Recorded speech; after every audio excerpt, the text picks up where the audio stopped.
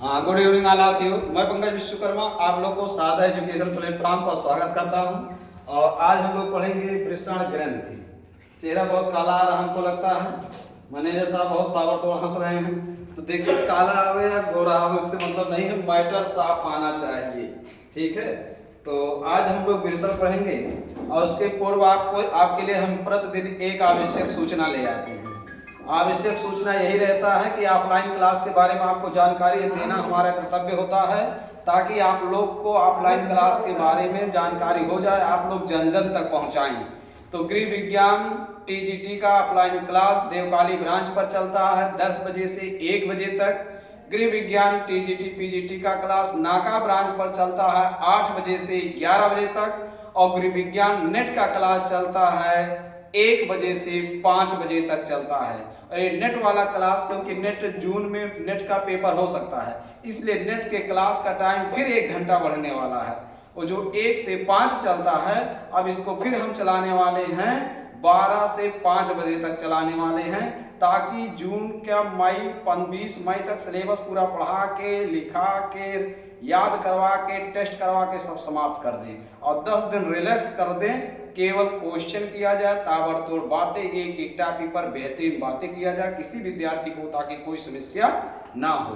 तो हम अब की बार, पिछली बार गृह विज्ञान में 3 लड़कियां सफलता निकाल की थी, और अब की बार तो हम सोच रहे हैं जितने बच्चे हमारे यहाँ पढ़ रहे हैं नेट में सबका निकल जाए। ठीक है, कोशिश बहुत तेज जारी है, इसलिए गृह विज्ञान नेट से तैयारी करने वाले सभी विद्यार्थी बहुत जल्द से जल्द संस्था में पहुंचे, ताकि वो सब पूरा लाभ उठा सकें। समय से आएंगे तो पूरा लाभ उठा ले जाएंगे। अब जान लीजिए कि केवल बरसात के मौसम में आएंगे तो केवल बरसात के मौसम का ही आनंद पाएंगे, गर्मी और ठंडी का आनंद नहीं पाएंगे। तो गर्मी, ठंडी, बरसात सबका आनंद लेना है तो आप समय से संस्था में आए, ताकि एकदम ताबड़तोड़ बेहतरीन अंदाज में गृह प्रबंध, वस्त्र विज्ञान, प्रशासन, शिक्षा, आहार विज्ञान, मानव संरचना सब समय से खत्म कर दिया जाए पढ़ा लिखा के। तो चलिए आज हम लोग लास्ट ग्रंथ पढ़ेंगे। लास्ट ग्रंथ क्या है? वृषण ग्रंथि। हमने बताया था मनुष्य में 9 अंतःस्रावी ग्रंथियां होती हैं। 9 अंतःस्रावी ग्रंथियों में हमने 8 अंतःस्रावी ग्रंथि का वर्णन समाप्त कर दिया है। एक 9वां अंतःस्रावी ग्रंथि है। तो 9वां अंतःस्रावी ग्रंथि होता है वृषण। तो वृषण पढ़ाने के लिए हम पूरा पुरुष जनन तंत्र का संपूर्ण वर्णन ही कर दे रहे हैं, ताकि आपको कोई समस्या ना हो। चलिए, तो आप ध्यान से देखिए। हाँ, सबसे पहले आपको बताते हैं नर जनन तंत्र, मेल रिप्रोडक्टिव सिस्टम को 2 भागों में बांटा गया है। एक जोड़ीदार सहायक जननांग, दूसरा क्या है? गैर जोड़ीदार सहायक जननांग। आप लोग नोट करते रहिएगा भनाभन। जोड़ीदार सहायक जननांग में देखिए शुक्रवाहिनी, वास्ट डिफरेंस, एक जोड़े में होते हैं। शुक्रवाहिनियों की संख्या कितनी होती है? 2 होती है। ठीक है। अधिविषण, एपिडिडर्मिस, ये भी कितनी होती है? 2 होती है। कितनी होती है? 2 होती है। और शुक्राशय, सेमिनल वेसिकल्स, ये भी कितनी होते हैं? 2 होते हैं। ठीक। अगला स्तनन नलिका, ये भी कितने होते हैं? 2 होते हैं। काउपस ग्रंथि, ये भी कितने होते हैं? 2 होते हैं। ये जोड़ेदार सहायक जननांग हैं। तो एक बार फिर से आप जोड़ेदार सहायक जननांगों का नाम बताएंगे।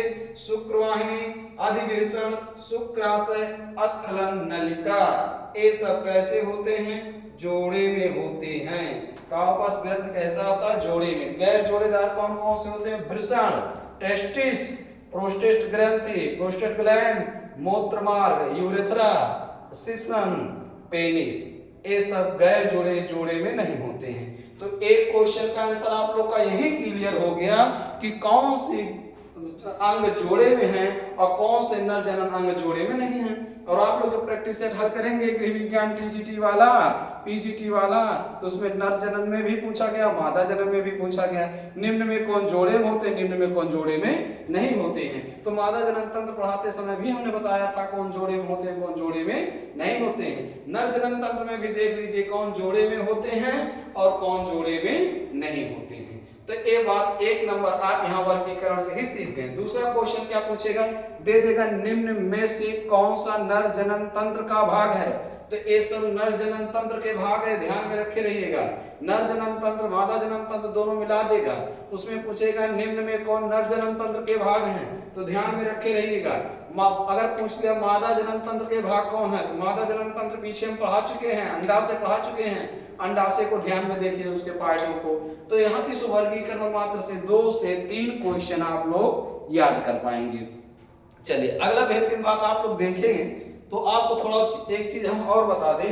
अगर आपसे पूछा जाए भैया पुरुष, क्या पूछा जाए कि पुरुष कहते किसे हैं, तो आप जानते हैं जो शुक्राणु उत्पन्न करते हैं, जो शुक्राणु उत्पन्न करते हैं उन्हें क्या कहते हैं भैया, पुरुष कहते हैं। और आपको ये भी पता है पुरुषों में गुणसूत्रों की संख्या कितनी होती है, तो हमने बताया है 23 होती है। कितनी होती है, 23 होते हैं। पुरुषों के गुणसूत्र को कैसे प्रदर्शित करेंगे, एक्स वाई। आसमान गुणसूत्र जो होते हैं किसमें होते हैं, पुरुष में। क्लियर हो गया। तो अब अगर देखिए मनुष्य शब्द का प्रयोग किया जाए, मनुष्य शब्द, मनुष्य क्या है, नर और मादा के जोड़े को मनुष्य कह रहे हैं। स्त्री पुरुष के जोड़ों को क्या करें, मनुष्य। तो मनुष्य में गुणसूत्रों की संख्या 46 होती है, जो 23 जोड़े में पाए जाती हैं। 23 स्त्री में, 23 पुरुष में, जिसमें से आप जानते हैं 22 जोड़े गुणसूत्र समजात होते हैं और 23वां जोड़ा गुणसूत्र लिंग का निर्धारण करता है। और आप जानते हैं लिंग निर्धारण उत्तरदायी सदैव कौन होते हैं, पिता होते हैं। ये बात पूरा क्लियर हो गया। चलिए तो आपको दूसरा बात हम बताएं कि पुरुषों का, अगर आपसे पूछे जाए पुरुषों का प्रथम लैंगिक पहचान क्या होता है, तो पुरुषों का प्रथम लैंगिक पहचान होता है वृषण। क्या होता है भैया, वृषण। जिसमें वृषण होता है वो पुरुष होता है, हमने बताया था। स्त्रियों का प्रथम लैंगिक पहचान होता है अंडाशय, जबकि पुरुषों का प्रथम लैंगिक पहचान क्या होता है, वृषण। अच्छा, पुरुषों का द्वितीयक लैंगिक पहचान क्या होता है, टेस्टोस्टेरॉन और एंडोस्टेरॉन। क्या होता भैया, टेस्टोस्टेरॉन और एंडोस्टेरॉन। टेस्टोस्टेरॉन और एंडोस्टेरॉन ये पुरुषों का द्वितीयक लैंगिक पहचान होता है। आवाज का भारी होना, दाढ़ी मोछ निकल आना, ये सब क्या है, द्वितीयक लैंगिक पहचान होते हैं। जननांगों के ऊपर बाल उगाना, ये सब क्या होते हैं, द्वितीयक लैंगिक पहचान होते हैं। पूरा बात क्लियर हो गया। चलिए अब आपको हम यहाँ बताते हैं, ये जो डायग्राम बना है, ये डायग्राम बना है किसका, नर जनन तंत्र का। किसका बना है, नर जनन तंत्र का। अभी अभी हमने आपको बताया पुरुषों का प्रथम लैंगिक पहचान क्या होता भैया, वृषण होता है। तो आप ये देख रहे हैं ये क्या भैया, वृषण। ये क्या है भैया, वृषण। तो जो आप जानते हैं वृषण पुरुषों का प्रथम लैंगिक पहचान होता है। सब लोग ध्यान से सुन रहे हैं, पुरुषों का प्रथम लैंगिक क्या होता है भैया, पहचान होता है। और आप जानते हैं वृषण की लंबाई जो होती है 4 सेंटीमीटर। ध्यान सुनिए, वृषण की लंबाई कितनी होती है, 4 सेंटीमीटर होती है। और वृषण की चौड़ाई जो होती है वो 2.5 सेंटीमीटर, 2.5 सेंटीमीटर चौड़ी होती है। और वृषण की जो मोटाई होती है वो 3 सेंटीमीटर मोटी होती है। और वृषण का जो भार होता है वो 15 से 20 ग्राम भारी होता है। और आप जानते हैं वृषण संख्या में 2 होती है। संख्या में कितनी होती है, संख्या में 2। कितने वृषण होते हैं, 2 वृषण होते हैं जो एक जोड़े में पाए जाते हैं। कितने जोड़े में पाए जाते हैं, एक जोड़े में। वृषण की संख्या 2 होती है, कितने जोड़े में पाए जाते हैं, एक जोड़े में पाए जाते हैं। अगला बात देखिए, यह किस रंग का होता है, यह गुलाबी रंग का होता है। वृषण किस रंग का होता है, गुलाबी रंग का होता है। और आपको हमने बताया वृषण पुरुषों का प्रथम लैंगिक पहचान होता है। और वृषण के द्वारा टेस्टोस्टेरॉन और एंडोस्टेरॉन हार्मोन का क्या होता है, स्राव होता है, जो द्वितीयक लैंगिक पहचान होता है। अगला बात देखिए, वृषण में 2 प्रकार की कोशिकाएं होती हैं। वृषण में की बहुत महत्वपूर्ण बात, इसको ध्यान से सुनिए। वृषण में कितने प्रकार की कोशिकाएं होते हैं? 2 प्रकार के कोशिकाएं होते हैं। पहला होता है स्पर्मेटोगोनिया, दूसरा होता है साइटोलिक कोशिका। पहला क्या है? स्पर्मेटोगोनिया और दूसरा है साइटोलिक कोशिका। स्पर्मेटोगोनिया का कार्य है वृषण में शुक्राणु का अर्थात स्पर्म का निर्माण करना। तो वृषण में टेस्टिस में किसका निर्माण होता है? शुक्राणु का निर्माण होता है। निर्माण कौन करता है? निर्माण करने वाले कोशिका का नाम है स्पर्मेटोगोनिया। बात क्लियर हुआ? दूसरा बात देखिए, दूसरा कोशिका साइटोलिक कोशिका। साइटोलिक कोशिका क्या करता है? अब इस निर्माण शुक्राणु को पोषण और ऑक्सीजन देने का कार्य करता है। जैसे हमने स्त्री प्रजनन अंग में अंडाशय में बताया था कि अंडाशय में अंड का निर्माण होता है, तो अंड को पोषण कौन देता है? ऑक्सीजन कौन देता है? तो अंडाशय में अंड को पोषण जीव द्रव्य देता है। इसके बाद पोषण देने का कार्य कार्पस ल्यूटियम करता है। इसके बाद पोषण देने का कार्य एंड्रोमेट्रियम करता है। इसके बाद पोषण देने का कार्य अंततः प्लेसेंटा करता है। सो उसी तरह से पुरुषों में जो स्पर्म बन रहे हैं उनको पोषण देने का कार्य साइटोलिक कोशिका करता है। क्लियर हो गया? साइटोलिक कोशिका करता है। पोषण देने का कार्य और ऑक्सीजन देने का कार्य कौन कर रहा है? साइटोलिक कोशिका कर रहा है। तो आप जान गए किसके बारे में भैया? वृषण के बारे में। तो वृषण स्थित कहाँ है? तो वृषण देखिए ध्यान से, वृषण कोश में स्थित होता है, स्क्रूटम में स्थित होता है। और स्क्रूटम की लंबाई आप देख रहे हैं 5 से 6 सेंटीमीटर लंबा होता है। स्क्रूटम कितना लंबा होता है? 5 से 6 सेंटीमीटर लंबा होता है। कौन? स्क्रूटम लंबा होता है। और स्क्रूटम की मोटाई कितनी होती है? ये 4 सेंटीमीटर मोटी होती है। और देखिए स्क्रूटम का कार्य, वृषणकोश का कार्य क्या होता है? शुक्राणुओं का संग्रह करना, स्टोर करना, फिर शुक्राणुओं का परिपक्व करना, फिर शुक्राणुओं का परिवहन करना। तो इसका 3 मुख्य कार्य समझ लीजिए। स्क्रूटम का शुक्राणु का संग्रह करता है, शुक्राणु का परिवहन करता है, शुक्राणुओं का परिपक्व करता है। एक कार्य कौन कर रहा है भैया? स्क्रूटम अर्थात वृषणकोश कर रहा है। चलिए आगे देखिए, इसी स्क्रूटम यहाँ से देखिए, अब देखिए वृषण से ये निकला हुआ जो नलिका की तरह आपको दिख रहा है, ये है शुक्रवाहिनी। क्या भैया? ये है शुक्रवाहिनी। तो आप जानते हैं शुक्रवाहिनी अर्थात वास्ट डिफरेंस, इसकी लंबाई लगभग 40 से 45 सेंटीमीटर होती है। शुक्रवाहिनी की लंबाई कितनी होती है भैया? लगभग 40 से 45 सेंटीमीटर होती है। और आप जानते हैं जब पुरुष लैंगिक संबंध स्थापित करना शुरू करता है तो इसी शुक्रवाहिनी के माध्यम से जो वीर होते हैं वो प्रोटेस्ट ग्रंथि से होते हुए आप जानते हैं मूत्रमार्ग के द्वारा बाहर आते हैं। तो अब देखिए इसकी लंबाई हमें क्या बताया? 40 सेंटीमीटर। अब इस देखिए इसको क्या कहते हैं? Vast difference. तो पुरुषों में नसबंदी होता कि नलबंदी? तो ध्यान सुनिए, पुरुषों में नसबंदी होता है और स्त्रियों में नलबंदी होता है। तो उनमें क्या होता है? फ्लोपियन ट्यूब ब्लॉक किया जाता है, तो नलबंदी होता है। तो उनमें ट्यूबकोटॉमी कहा गया। क्या कहा गया? स्त्रियों में नलबंदी क्रिया को ट्यूबकोटॉमी कहते हैं, जबकि पुरुषों में नसबंदी होता है। तो पुरुषों में नसबंदी क्रिया को क्या कहते हैं? वास्कोटॉमी कहते हैं। Vast difference, vasectomy. पुरुषों में नसबंदी हो जाता है, और जब नसबंदी हो जाता है तो देखिए ऐसा नहीं लैंगिक संबंध स्थापित नहीं करेंगे, लैंगिक संबंध स्थापित करेंगे, लेकिन उनका राक्षसपन सुझाई नहीं देगा। उनके अंदर जो बदमाशी है, जो सब उन्हें निकला था, रोडे पे निकलते हैं तो बहुत सारी उनको लड़कियां निकलने लगने लगती थी, सारी फीलिंग समाप्त हो जाएगा धीरे धीरे। तो उनको बहुत ज्यादा इच्छुकता नहीं रहेगा।